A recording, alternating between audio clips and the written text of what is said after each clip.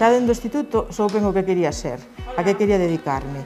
Aínda que meus pais non teñen granxa, a miña familia é de tradición gandeira, así que eu xa coñecía o medio.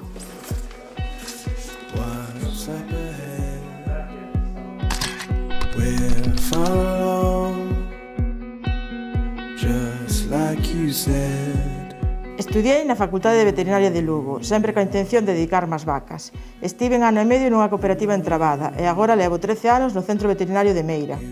Dedícome á calidade do leite e auditorías de certificación. Somos 11 veterinarios, 10 deles dedicámonos a grandes animales e deles eu son a única muller.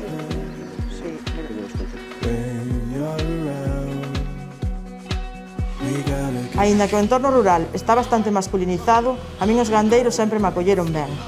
Sei que outras compañeiras, sobre todo as que se dedican á patoloxía de vacas, tiveron que facer fronte a certos prexuicios. Tamén compañeiros aos que por ser novos cuestionábaselles a súa valía. De todos xeitos, a muller ten un papel cada vez máis importante no eido da veterinaria. Vai collendo forza porque é tan válida como o home. O que está claro é que o noso traballo non é cuestión de forza, senón de coñecementos e de manexo.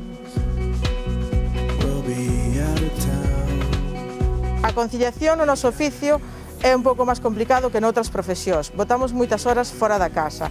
Tratas de planificar a xornada, pero moitas veces non é posible, sobre todo se xurde algunha urxencia.